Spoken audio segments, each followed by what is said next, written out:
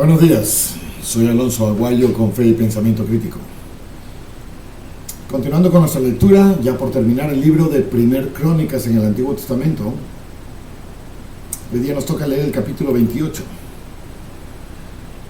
Capítulo pequeño, 21 versículos, y ya no parece ser relaciones de familias, jefaturas,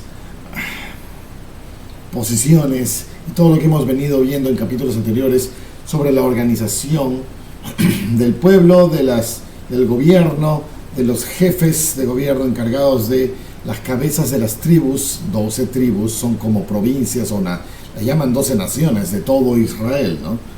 ¿Qué más? Los deberes y llamamientos y distribución de tareas en el templo por la tribu de los levitas, y demás reparto de responsabilidades, hasta los músicos.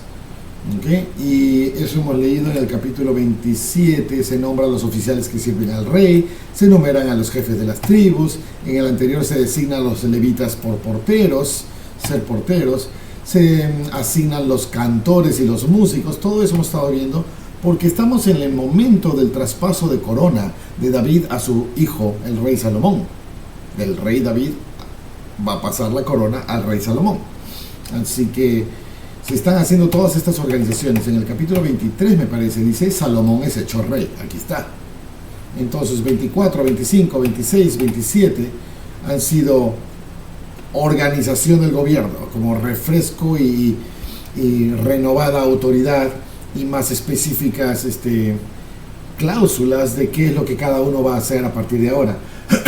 El evento importante, además del traspaso de la corona, es que se le ha asignado al nuevo rey Salomón construir el templo.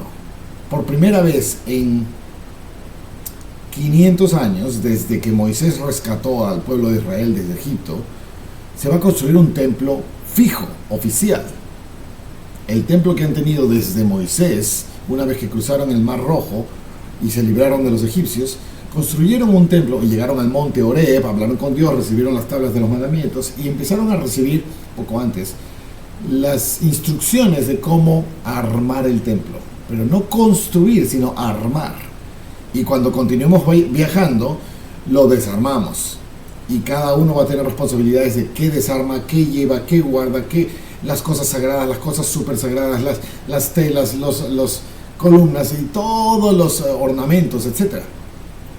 Todo distribuido en quiénes sí, quiénes no, cómo, adelante, atrás, al costado, todo. Y cuando viajamos, lo desarmamos el templo. Cuando nos volvemos a instalar, armamos el templo. Y el templo es el lugar no solamente de conversar con Dios, sino de realizar ordenanzas a favor de los hombres, por medio de la autoridad de Dios dada a los oficiantes de estas ordenanzas en el templo. Autoridad de Dios, importante. Lugar de oficio y ordenanzas, importante. Personas a las cuales se benefician por esas ordenanzas, importante. Ahí está el lazo de Dios al hombre. ¿Okay? Por medio de autoridad, gente llamada, ordenanzas y la persona. ¿No es cierto?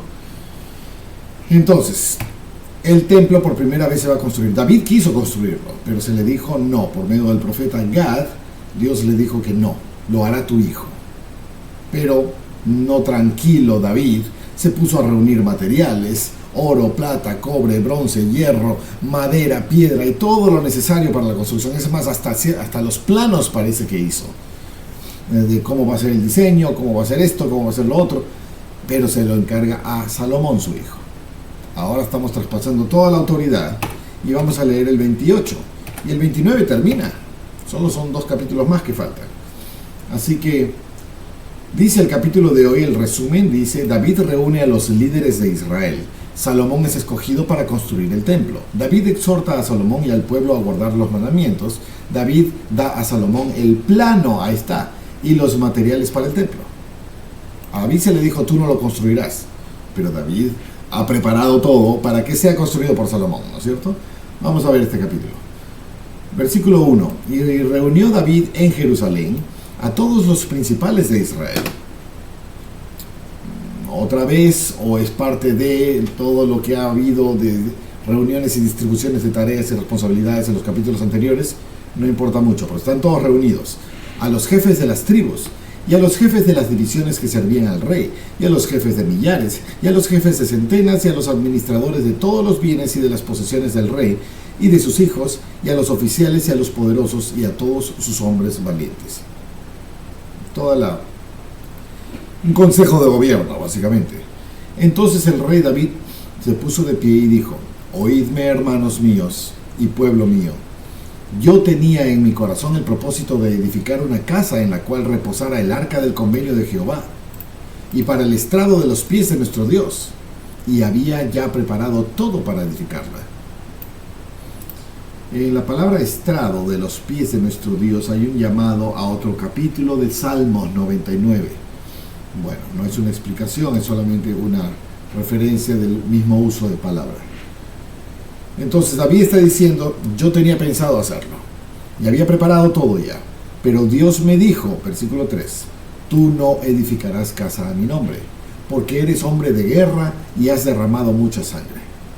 Sí, hasta Dios me ha prosperado en estas guerras, ha sido lo que he tenido que hacer, y lo he cumplido en todo el alcance de mi responsabilidad, pero he visto demasiada sangre. Has derramado mucha sangre. Eres hombre de guerra. Tú no vas a hacer el templo. Vamos a hacer alguien que no tenga sangre en sus manos, que no haya derramado sangre, y no digo culpable de asesinato, sino hombre de guerra, hombre de violencia necesariamente, de dureza, de corazón, por la resistencia a las cosas espantosas que se ven y se realizan en la guerra. Un hombre virgen de guerra va a ser el templo. ¿Okay? Sin embargo, Jehová, el Dios de Israel, me eligió de entre toda la casa de mi padre para que fuese rey sobre Israel perpetuamente. Sí, he tenido que ser hombre de guerra, pero Jehová me eligió para ser rey. Perpetuamente, mira esto, qué interesante. Rey sobre Israel perpetuamente. La palabra el uso de la palabra perpetuo, no tengo... qué pena, no tengo, tengo que resetear el uso para ver si capta mis marcas. Ahí está, ya captó mi marca. Rey perpetuamente, rey sobre Israel. La palabra el uso de la palabra perpetuo parece no tener nada que ver con la duración, sino con la autoridad con la que ha sido llamada, o llamado o asignado. La autoridad es perpetua. Dios es perpetuo. Por lo que cuando Dios llama a algo, ese llamado es perpetuo. Aunque yo me acabe, hasta que el perpetuo diga ya no más, entonces ya no es perpetuo. Pero mientras lo era perpetuo, porque viene del perpetuo con la autoridad perpetua. Sabemos que David no ha vivido perpetuamente, no ha sido rey sobre Israel perpetuamente en el sentido común que tenemos la palabra perpetuo, pero su llamado era perpetuo. La autoridad por la cual se le llamó fue perpetuo y siempre lo será ese llamado. Muy bien, porque a Judá escogió para ser caudillo. Ya he hablado de esa bendición de Jacob Israel, papá de los 12, bendición que dio a este Judá, uno de los 12. Y en la bendición le dijo: tú serás el portador del cetro. Es como ser el líder, el jefe, el rey, el caudillo, ¿no es cierto? Porque a Judá escogió para ser caudillo, y de la casa de Judá a la familia de mi padre, y de entre los hijos de mi padre se agradó de mí para hacerme rey sobre todo Israel. Ya hemos leído eso. David era el octavo hijo o séptimo hijo, último, el menos importante, el pastorcito. Los hermanos mayores, creo que el papá se llamaba Isaí y tenía estos 7, 8 hijos. El último era David, y los mayores eran hombres valientes, hombres de guerra con el ejército, luchando al lado del rey Saúl, y tenían este problema de Goliat. Y viene este pastorcito que no pinta nada, ni nadie daba un cobre por él, y vence a Goliat, que nadie de sus hermanos podía, que nadie del ejército de Israel podía, ni el rey podía. Y David, adolescente aparentemente por la descripción, mata a Goliat. Más que con fuerza y técnica de guerra, fue con estrategia. La misma estrategia que usaba cuando cuidaba sus ovejas o ganado en el pastoreo, porque a veces venían fieras del desierto, leones menciona, y él con la onda, ¡pum!, destruía al león, o alejaba al león, o le daba al león, en fin. Con la misma onda le dio a Goliat, y Goliat cayó de cara muerto. Ese fue el siguiente rey, David. Versículo 5. A ver, espérate, acá dice porque a Judá escogió para ser caudillo. ¿Aquí hay referencia? No hay referencia. Hay una referencia para Génesis 48, me parece, 47. Por ahí están las bendiciones del papá de los 12 hijos y dando bendiciones a cada uno. La bendición que dio a este Judá fue esa, de ser caudillo de entre sus hermanos, a pesar que no era el primogénito, era como el cuarto o quinto hijo, quinto me parece. Pero así fue la bendición y así fue lo que ocurrió. Versículo 5. Y de entre todos mis hijos, porque Jehová me ha dado muchos hijos, pues tenía un montón de esposas también, ¿no es cierto? Eligió a mi hijo Salomón para que se sentara en el trono del reino de Jehová sobre Israel. Y me ha dicho, Salomón tu hijo, él edificará mi casa y mis atrios, porque a éste he escogido como hijo, y yo seré para él un padre. Voy a marcarlo desde Salomón. Asimismo, yo estableceré su reino para siempre, si él se esfuerza en guardar mis mandamientos y mis decretos, como en este día. ¿Cuánta aplicación tiene este pasaje a mí? Esto es a Salomón. Esto es hace 3.000 años de hoy, más o menos, 3.000 años detrás. ¿Cómo se aplica esto a mí? Yo estableceré su reino para siempre si él se esfuerza en guardar mis mandamientos y mis decretos. ¿Puedo aplicar lo mismo a mí? ¿Cuál es mi reino? No soy rey de nada, rey de mi propia vida, rey de las funciones de mi trabajo y esto, de mis funciones.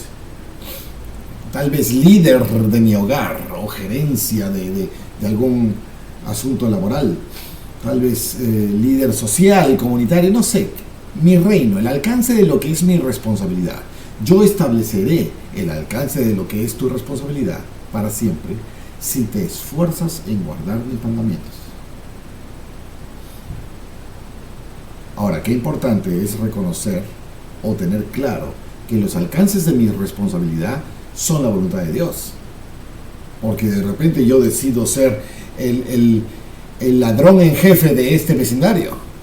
Y esta es mi responsabilidad, y yo entreno a los ladrones, y yo verifico y controlo el manejo de las calles para robar al vecindario. Es esa función, mi alcance, una cosa venida de Dios. Estoy siendo bastante exagerado o extremo en la idea. No lo es, ¿verdad? Entonces, el alcance de mi responsabilidad. Yo no puedo decir cuál es el alcance de tu responsabilidad, pero tú lo puedes decir. Cada uno puede saberlo. Y yo sé que esto que estoy haciendo está bien. Es lo mejor que puedo.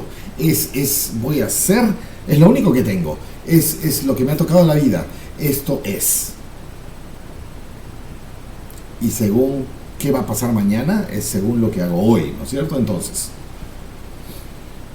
si cumplo con lo que debo hacer, y yo sé lo que debo hacer, o más claramente, sé lo que no debo hacer, eso no debo hacerlo, entonces no lo hago.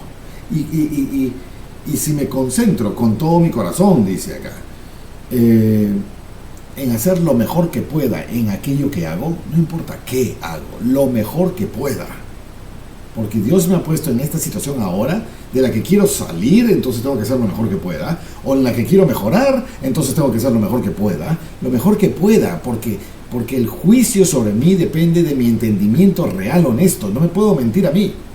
Yo entiendo esto, yo creo esto, entonces yo hago esto lo mejor que puedo. De ello es que Dios establece su reino para siempre. Yo estableceré su reino, habla de la persona, ¿no es cierto? El reino de la persona. Estamos hablando de Salomón específicamente, pero se aplica perfectamente a mí y mi reino. aquello sobre lo que tengo responsabilidad y que yo sé que debo hacer, o yo sé que no debo hacer, para hacer algo que sí. Y lo fortaleceré para siempre, estableceré para siempre, si Él se esfuerza en guardar mis mandamientos. En algún versículo dice, si guardáis mis mandamientos, prosperaréis, seréis bendecidos.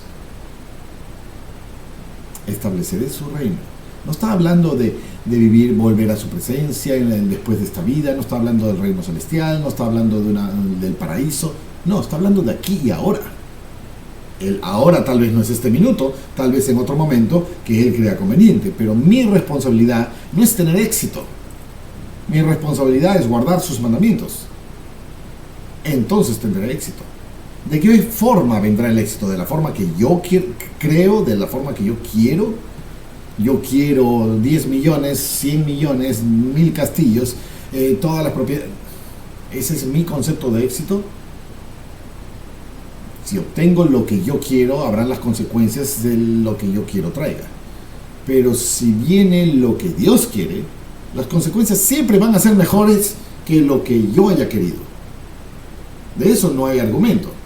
Entonces, Él va a establecer mi reino, el éxito de lo que a mí me corresponde, según como Él ve el éxito. Yo lo sentiré, si es que, y solo si, yo guardo sus mandamientos. Relación directa entre obediencia y éxito. Éxito según Dios, no el éxito según el libro aquel, o el gurú de allá, o el millonario aquel. No el éxito según la idea que yo pueda tener. Tal vez sí, tal vez no. No es mío para escoger. Versículo 8. Ahora pues, ante los ojos de todo Israel, David está hablando, congregación de Jehová, y a oídos de nuestro Dios, guardad y buscad todos los preceptos de Jehová vuestro Dios. Es el rey diciéndole a todos, guardad y buscad todos los preceptos o mandamientos de Jehová vuestro Dios, para que poseáis la buena tierra y la dejéis como heredad a vuestros hijos, porque de vosotros la dejéis como heredad a vuestros hijos después de vosotros perpetuamente. Mira esto. El pueblo de Israel, hoy, 2026, ¿quiénes son? Hoy día solo escuchamos de judíos. Los judíos son justamente el linaje del rey David, la tribu de Judá, una de las 12 tribus. Israel es el país conjunto de las 12 tribus. ¿Ok? Entonces, ser israelita quiere decir ser de alguna de las 12 tribus. Ser judío significa ser solamente de la tribu de Judá, una de las tribus. Entonces, los judíos son israelitas, pero no todos los israelitas son judíos. Ahora, ¿dónde están los demás israelitas? En cuanto a escritos y crónicas y herencia de lectura escrita, diarios, crónicas, no tenemos nada. Solo tenemos lo que los judíos escribieron. Entonces, por confusión superficial, podría parecer que lo único que hay son judíos, y que judíos son Israel, Israel son judíos, y no es así. Es judíos e Israel. ¿Ok? 12 tribus que se han perdido y variado y desvariado y esparcido. ¿Por qué? Porque han sido invadidos, porque han sido asesinados, exterminados, esclavizados, llevados, raptados de su país, siendo esclavos en otros países, destruidas sus ciudades, su templo, sus templos. De todo les ha pasado. De todo les ha pasado. Y tal vez peor que muchísimas otras historias en la humanidad. No digo que es la peor, pero tal vez peor que muchas. Nadie descarta las terribles historias que los israelitas han vivido y que luego ya no sabemos más dónde habrán terminado parar los demás israelitas y solo quedamos el registro de los judíos. Y si solamente vemos a los judíos, también han sufrido durísimo. durísimo. Tanto como unos dicen, tal vez no. Tampoco como otros dicen, tal vez no. No importa la exactitud de la casuística, pero han sufrido mucho como pueblo. Los judíos es este grupo humano descendiente de la tribu de Judá. Judá era uno de los 12 hijos de Jacob. Jacob luego lo llamaron Israel. Por eso son los 12 tribus o hijos de Israel. O el país Israel. Cada tribu fue una nación con el pasar de los siglos. Y de Jacob venía de Isaac, que Isaac venía de Abraham. Abraham fue el que recibió el convenio con Dios para ser bendecido su linaje para siempre. Y por medio de su linaje bendecidas todas las familias de la tierra. En lo que el linaje de sangre deja de ser importante. En algún punto de la historia, el linaje de sangre deja de ser importante. Ahí los judíos actuales, como religión judía, no como linaje, sino como religión judía, ellos no aceptan esa idea puesta en la Biblia de que el linaje de sangre dejó de ser importante. Para ellos sigue siendo importante el linaje de sangre. De tremenda importancia le dan. Y sí, admiten conversión al judaísmo, es verdad. Y no sé las condiciones ni los estatus de quién es más, quién es menos por ser linaje directo, y no lo sé. No lo sé. No voy a pretender hablar por ellos. Pero son un grupito. ¿Okay? Ellos no son Israel solamente. Son parte de, pero no sabemos dónde están la otra parte o las otras partes. Ahora, Dios dice acá, quiero establecer la realidad macro social, macropolítica de los judíos. Los únicos que tenemos ahora para observar, ¿no? Son los judíos. Se refiere a todo Israel, pero no sabemos dónde están ni quiénes son, ni dónde quedaron. Entonces, digamos judíos, ¿okay? Sabiendo que son solamente una porción, pero son los únicos que tenemos acceso. Dice acá, guardad y buscad todos los preceptos de Jehová. ¿Okay? Guardad y buscad todos los preceptos de Jehová. Condición número 1. ¿Para qué? Para que poseáis la buena tierra y la dejéis como herencia a vuestros hijos después de vosotros perpetuamente. Entonces, ¿qué pasa si no guardas y buscas los preceptos de Jehová? Por espejo a lo que se está diciendo, obviamente no se está diciendo lo que no se está diciendo. Suena medio trabalenguas. Si guardas mis mandamientos, tendréis esta tierra para siempre. Por lo tanto, si no guardas los mandamientos, exactamente, no tendréis esta tierra para siempre. Y vemos la historia después de David, toda la historia que va a pasar. Ya vamos a leer mucha de esa. No poseyeron la tierra perpetuamente, perdieron su tierra, fueron destruidos, invadidos, deshechos, aplastados, no exterminados completamente, porque hasta ahorita existen, pero no poseyeron la tierra perpetuamente. Por conclusión, no guardaron los mandamientos, no buscaron los preceptos de Jehová. Dile eso a un judío hoy en día y te va a decir, no, siempre las guardamos. Para muestra, la historia, es falsa la historia, ¿entiendes? Entonces, hay épocas, esto es importante resaltar y poner claro, hay épocas en las que el pueblo de Dios no es escogido. Hay épocas en las que el pueblo de Dios no es seguidor de Dios. Hay épocas en las que el pueblo de Dios es el peor ejemplo de cómo seguir a Dios.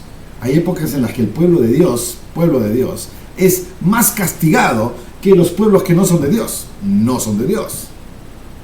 Lo único que hace de Dios a este pueblo es el convenio que se hizo con el abuelo Abraham 4000 años antes.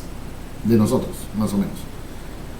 Eso los hace el pueblo de Dios. Como soy el pueblo de Dios, soy mejor que ustedes. Somos mejor que el resto. Somos los escogidos de Dios. El resto no importa. Nosotros sí.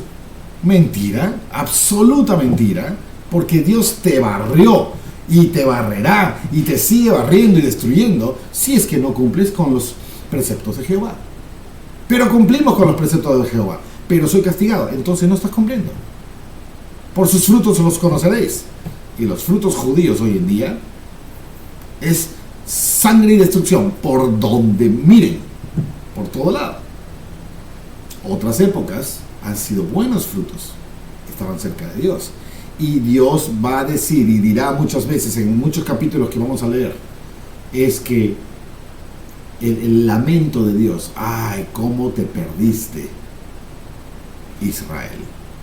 Te prostituiste por otros dioses baratos, te vendiste por nada, entregaste tu cuerpo al uso desmedido, no seguiste mis preceptos. ¿Cuántas veces te hubiera yo protegido, te hubiera reunido como gallina junta a sus polluelos? En el lamento puro de que preferiste irte por tus perversiones personales y no seguir mi comando, por lo que no mantuviste la tierra, no la continuaste en herencia para tus hijos perpetuamente, perdiste todo. Y eventualmente me acordaré de ti y volverás a mí, tu corazón arrepentido volverá a pedir perdón y te perdonaré. ¿Por qué? ¿Porque eres lo máximo? ¿Porque eres escogido? ¿Porque te lo mereces? No, porque a Abraham, tu abuelo de hace 4000 años, le prometí y yo cumplo mis promesas. No regalo a quien no lo merece. Y bien dijo Jehová a Moisés cuando estaban adorando. Moisés en el monte Horeb le estaba dando las tablas de los mandamientos allá arriba en la montaña. ¿Y el pueblo de Israel qué hizo? Moisés nos dejó, mejor construyamos un dios de oro y empecemos a adorarlo igual como nos aprendimos en los egipcios. Y se hicieron orgías de idolatría. Y Dios le dijo a Moisés, ¿sabes qué? Están haciendo esta tontería ahora el pueblo. Ya me cansé de ellos. Solo son quejas, lamentos y ahora esto. Voy a ir a acabarlos. Y Moisés, no, por favor, no lo hagas.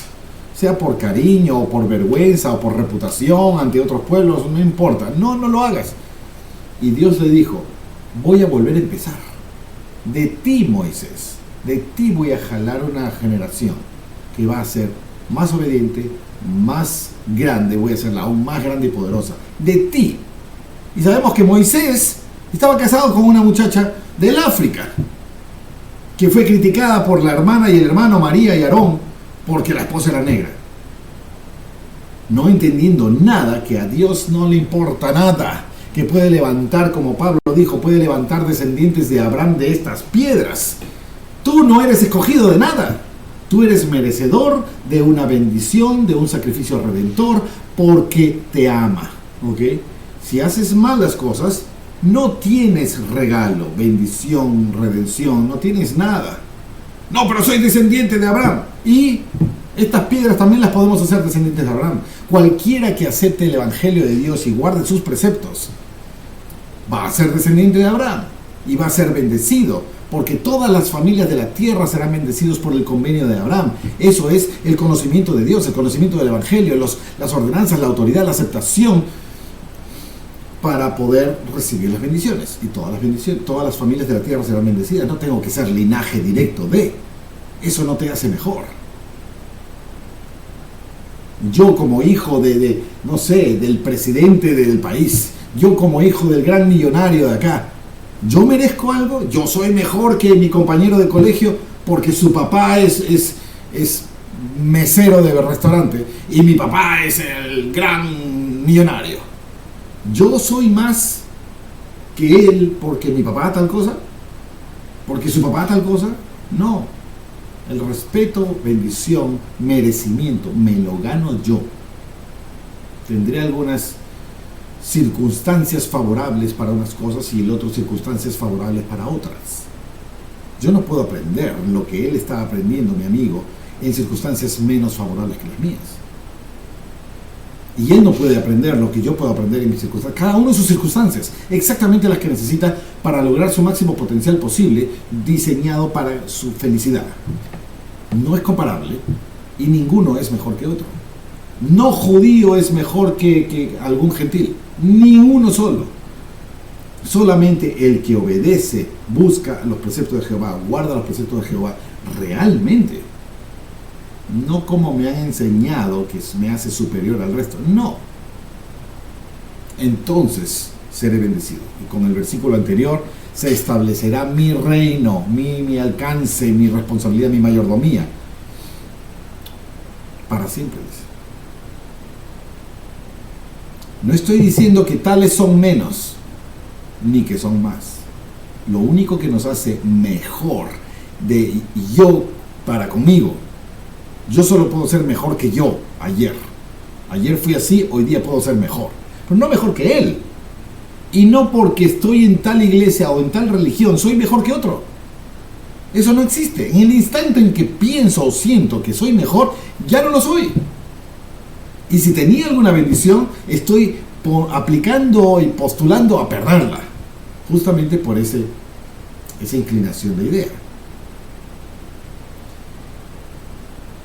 Me cargo. Versículo 9. Y tú, Salomón, hijo mío, reconoce al Dios de tu padre y sírvele con corazón perfecto y con ánimo dispuesto. ¡Wow! Eso sí es un estilo de vida. Porque Jehová escudriña los corazones de todos. Ahí está la verdad. No es de dónde vienes, no es qué sangre llevas, no es el nombre de tu religión, no es nada de eso. Escudriña los corazones de todos. Y si recordamos la época en la que David fue escogido, Samuel fue el que lo llamó, porque Dios le dijo a Samuel el profeta: ve a la casa de Isaí y busca al que va a ser, te voy a decir quién va a ser el rey, porque lo he escogido por su corazón. Y acá está otra vez: Jehová escudriña los corazones de todos. ¿Crees que puedes engañar? Tú que sabes lo que sabes de ti mismo, que nadie más sabe, ¿crees que puedes ocultarlo? ¿Del que escudriña los corazones?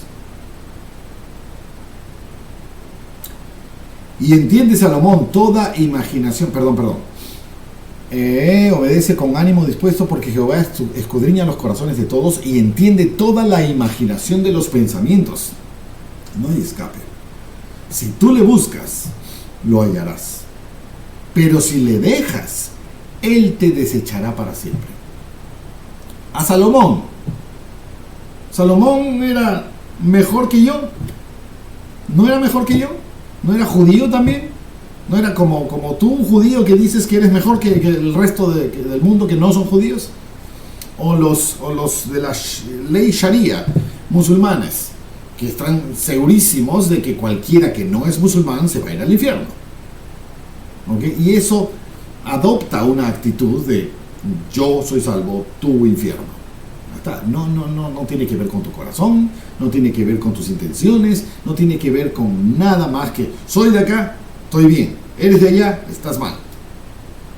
Absolutas ideas falsas creadas por alguien hace mucho tiempo y marginalizadas como un grupo social tan dominante y tan grande y creciente actualmente, que no dejan de ser una idea que a alguien se le ocurrió y no es basado en ninguna revelación, ninguna escritura, ningún nada. Es más, la escritura dice lo contrario. Si tú lo buscas, no importa si eres de esta religión o de esta religión o de la religión de lo que sea, o sin religión, si tú lo buscas, lo hallarás.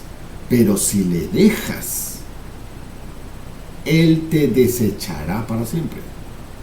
Ya no estará contigo. El desecharte no es necesariamente te voy a castigar. No sé, has hecho convenio y rompes el convenio, recibes la penalidad del convenio roto. Pero si no buscas a Dios, el desecharte no es necesariamente te maldigo nunca más al infierno. No, sino no estará contigo. Y si no está contigo, no te protege. Y si no te protege, eres víctima de las consecuencias de todo lo que te rodea, todo lo que haces, y no tendrás protección. Y usualmente no somos perfectos, usualmente cometemos errores en nuestras decisiones. Y vamos a tener que comernos todas las consecuencias de nuestros errores. Y no vamos a tener esa ayuda especial en el momento indicado que me salva de ciertas decisiones. Y luego veo mi pasado y veo, wow, Dios me ayudó. Pero si no estoy con Dios, no me va a ayudar. Y viviré bebiendo del cáliz de la hiel de la amargura que yo mismo sembré. Eso es. Esa es la primera consecuencia de alejarse de Dios. Vivir las consecuencias de mi vida, de mis decisiones. Los israelitas se alejaron de Dios. Vemos que de este tiempo, Salomón, y después se alejan de Dios. Y Dios los castiga. Pues sí, es lo que dice. O tal vez simplemente dejó que se cumplan las consecuencias de sus decisiones. ¿Qué consecuencias crees que van a haber cuando decidas adorar a otros dioses? Decidas difamar tu propio cuerpo, desacreditar no es la palabra, no me sale la palabra, pero venderse por nada, en placeres, en miedos, en adicciones, en lo que se me venga en gana. Y trato de justificarlo, no, es que como soy descendiente del linaje directo, no pasa nada, y cualquier tontería. Y pierdo todo. Hijo del convenio, igualito, pierdo todo. Pero me acerco a Dios, igualito, gano todo. ¿Qué hijo del convenio? No hijo del convenio. Pablo dijo, hasta de estas piedras podría Dios levantar descendientes de Abraham. El ser mi currículum, mi carnet de soy descendiente de Abraham, no vale nada, nada a los ojos de Dios. Cuando haces convenios con Dios, entonces entras en el círculo especial, en el que Dios te mira, te cuida, te protege, si es que, otra vez, reconoce al Dios de tus padres, sírvele con corazón perfecto y con ánimo dispuesto. Más arriba, guardad y buscad los preceptos de Dios. Si es que yo hago esa parte, hago lazos con el creador del universo. ¿Qué puede salir mal? Y como le digo a mi hija muchas veces, y aunque salga mal, está bien, porque Dios tiene maneras de prepararnos. Y que levante la mano el que se ha acercado a Dios y no ha visto la oposición encenderse contra uno muy ardientemente en las primeras épocas de conversión. Es tremendo. La oposición nunca se acaba, pero al principio es arrolladora. Al principio de mi conversión. Y uno dice, no debí convertirme, Dios me está castigando. Aguanta. ¿Entiendes el orden de lo que está pasando? Y muchos huyen y regresan a sus formas antiguas. Y pocos permanecen. Todos se les llama. Muchos son los llamados. Pocos permanecen y terminan siendo escogidos. Ya. Está muy, muy intenso este capítulo. Esto es importante. Sírvele con corazón perfecto y con ánimo dispuesto. Yo me levanto a las 6 de la mañana todos los días, pero pregúntame si tengo ánimo dispuesto todos los días. Y entonces ya no es verdad la frase que dije, la frase que dije. Ya no me levanto todos los días a las 6 de la mañana porque mi corazón no está dispuesto. Todas las mañanas. Las mañanas que sí lo hago, las mañanas que no lo hago. ¿Qué clase de carácter es ese? Corazón perfecto tiene acá un llamado con una referencia a 1 Reyes 8:61 que vamos a leer dentro de algún tiempo. Dice, sea pues perfecto vuestro corazón para con Jehová, nuestro Dios, andando en sus estatutos y guardando sus mandamientos, como en el día de hoy. En ese momento de este versículo deben estar muy bien todos. Manténganse así, dice. Versículo 10.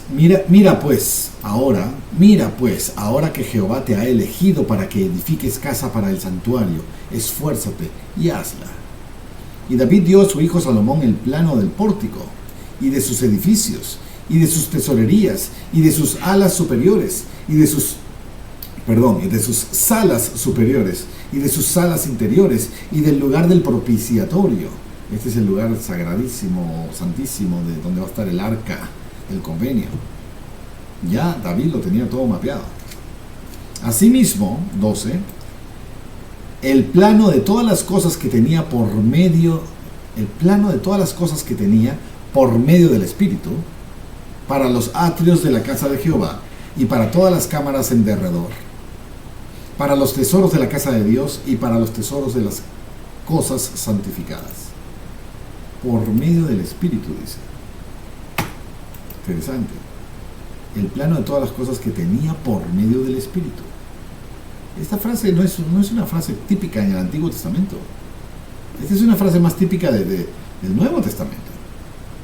Estamos hablando de inspiración y revelación. Todas las cosas que tenía por medio del Espíritu. Interesante. Para las cosas santificadas. También para los grupos de los sacerdotes y de los levitas, y para toda la obra del ministerio de la casa de Jehová, y para todos los utensilios del ministerio de la casa de Jehová. Todo lo que hemos venido preparando en los capítulos anteriores, 27, 26, 25, 24, toda la organización del templo. Eran 288,000 obreros del templo. ¿Ok? Separados por áreas, separados por turnos, unos cada mes. Creo que eran algo de 24,000 cada mes. Y suma eso por 12, sale 288,000. Era una locura de logística. Y ya tenía el templo preparado, diseñado para eso.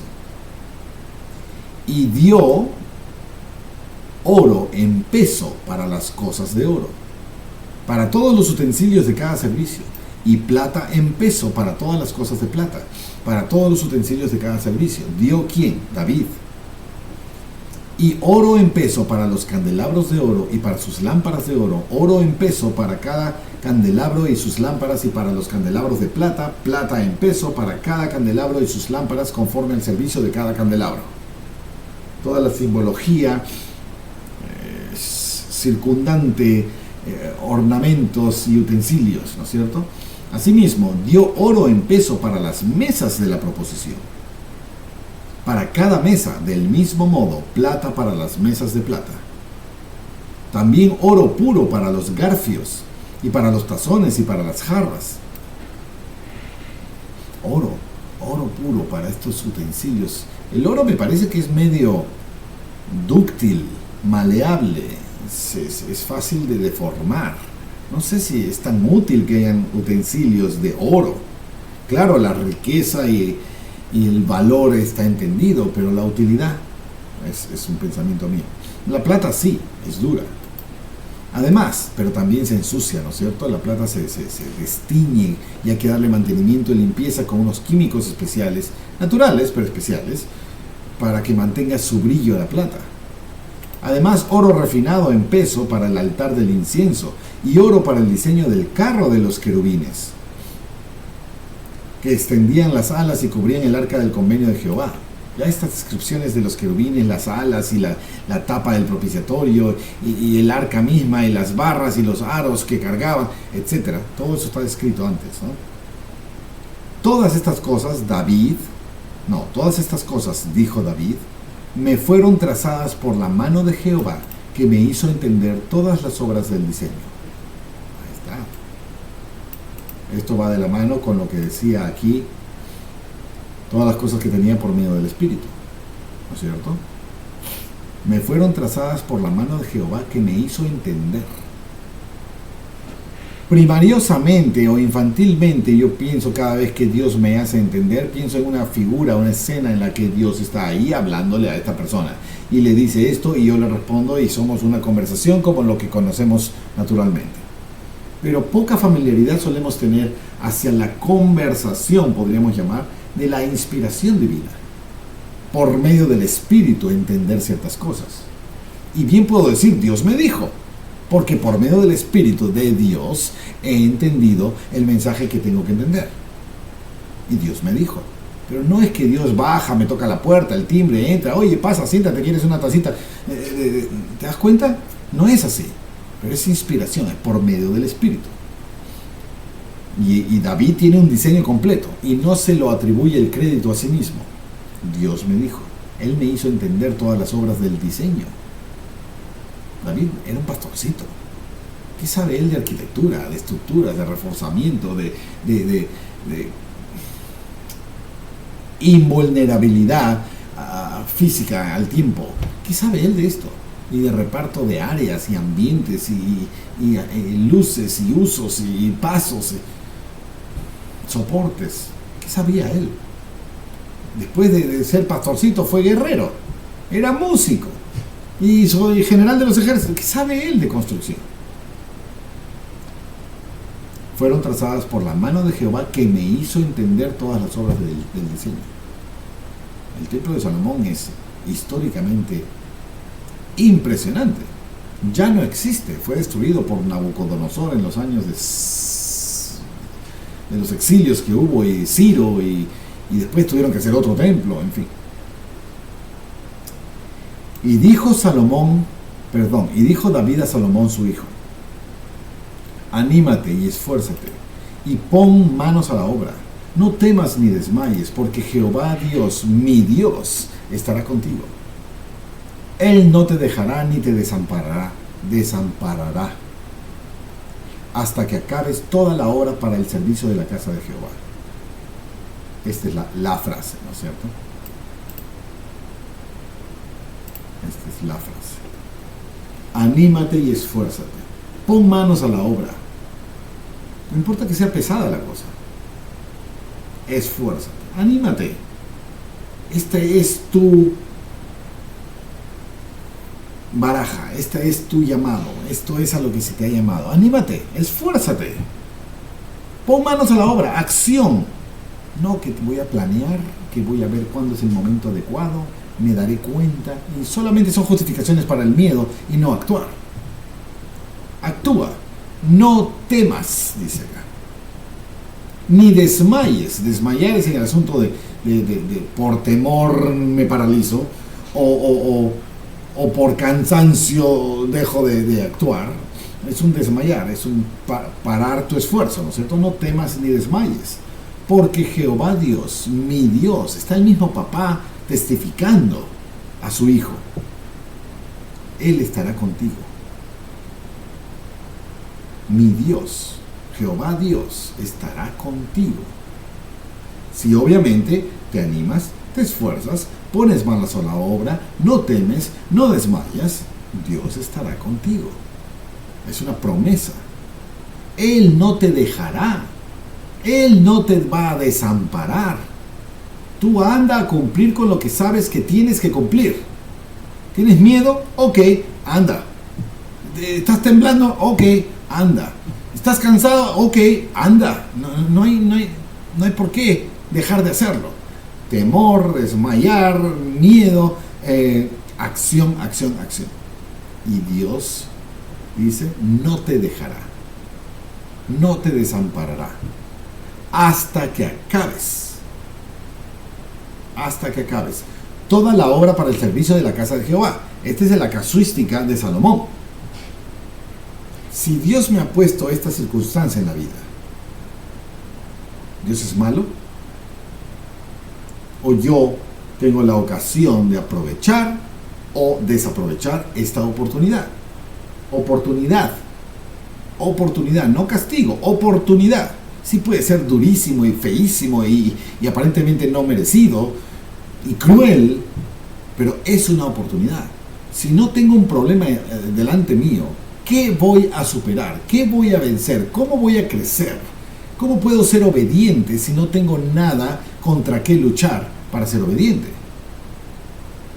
Adán en el paraíso, antes de comer del fruto, ¿tiene algún mérito por las buenas cosas que hizo? No podía hacer cosas malas. Así que mérito no hay. No existe lo bueno si no hay lo malo. No existe lo grandioso si no hay lo terrible. No existe lo dulce si no hay lo amargo. Tiene que haber amargo para entonces superar. Y al superar yo crezco. Sin este problema no habría crecido. Y en el ejemplo anterior del hijo de millonario y el hijo de pobre, y los dos tienen que superar desafíos. ¿Quién supera más desafíos? El pobre es millonario en desafíos y el millonario es pobre en desafíos. Entonces, si no tienes desafíos, no creces, no desarrollas, no buscas a Dios, no evolucionas. Pero si tienes desafíos, tienes la oportunidad de crecer, superar, acercarte a Dios, buscar, encontrar la forma de éxito en esta relación Dios-yo, esfuerzo y obediencia sin temor, y Él prosperará mi reino y todo lo que esté a mi alcance de responsabilidad. El millonario que logra 100 y el pobre que logra 100, ¿quién tiene más mérito? 100 lo que sea, no sé si millones o bendiciones, no importa. Pero el pobre tuvo que vencer muchos más desafíos. Ese es más evolucionado que el millonario o el que no tenía oposiciones para llegar a 100. ¿Me dejo entender? Al niño que camina por primera vez, lo celebramos y le felicitamos. Pero al niño que tiene 4 años caminando ya, ¿acaso le celebramos y felicitamos cada paso que da? Ya no. Ya no es un desafío para él. Pero para quien lo es, está creciendo en proporciones inconmensurables. La crueldad de la vida no es evidencia de la crueldad de Dios. Muy por el contrario. La crueldad de la vida es la oportunidad de nuestro crecimiento personal buscando a Dios. Yo quiero que mi hijo tenga la mejor educación del universo. ¿A dónde lo envío? ¿A la playa a jugar toda su vida? ¿Va a tener la mejor educación? ¿O lo envío a ese colegio nacional? ¿O lo envío al vecino que le gusta enseñar cosas? ¿O lo envío a la mejor escuela posiblemente imaginable? ¿Cuánto me va a costar esa escuela? ¿Y cuánto va a exigir esa escuela a mi hijo? Ay, que son muy malos con mi hijo, le hacen hacer tareas y exámenes y ensayos y exposiciones y dificultades y talleres. ¿No le va a hacer crecer eso? El hijo va a decir, ay, qué cruel es mi padre me ha enviado a este castigo. Sí, puede pensar eso, pero no está viendo la oportunidad. Cuando el desafío se acabe, porque se acaban, todos los desafíos se acaban, aunque no sea más que con la muerte, se acaban los desafíos. Ese día seremos medidos por la manera en la que tomamos ventaja de las dificultades. Aprovechamos las tribulaciones para crecer, porque no me voy a llevar los 100 millones ganados, no me voy a llevar los músculos logrados, no me voy a llevar los premios, solamente la evolución que logré. Y en esa medida seré más preparado que otros en la siguiente etapa. Si es que estamos hablando de la siguiente etapa. Pero lo mismo se aplica a esta. Si no se trunca con la muerte, se aplica perfectamente a esta. No te desamparará hasta que acabes toda tu obra para el servicio de la casa de Jehová.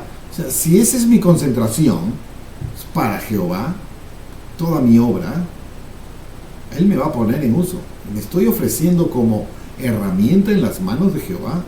Agárrate y cuidado con lo que pides, no sea que se te conceda y no logres la talla porque no sabías lo que significaba. Ser una herramienta en las manos de Dios, me va a usar. ¿Y crees que va a ser fácil? El hacha, si el hacha es la herramienta en las manos del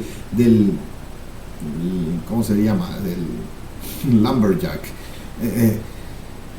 del talador de árboles, ¿ok? Talador de árboles. Yo quiero ser el hacha en las manos del talador. Ok. Me agarra en sus manos y me da durísimo. ¿Te das cuenta de eso? Me da duro y me da duro y me da duro. Tan duro me da que pierdo filo. Y me hundo en mi filo. Y encima me agarra y me lleva a un afilador y me afila y me quema el filo y me rebana y me rebana. Y yo digo, ¿qué me estás haciendo? ¿Para esto me puse en tus manos? ¿Para ser maltratado? ¿Para que me des duro contra troncos y me des duro contra el afilador de piedra? Pero la visión es la obra del artesano, la obra de Dios. y lograr la misión. No nos vayamos a la literalidad del árbol roto o cortado, no, pero ser herramienta en las manos del artesano, del obrero, del especialista, significa ser usado para sus propósitos, no para mis propósitos. ¿Qué cosa quiere el hacha?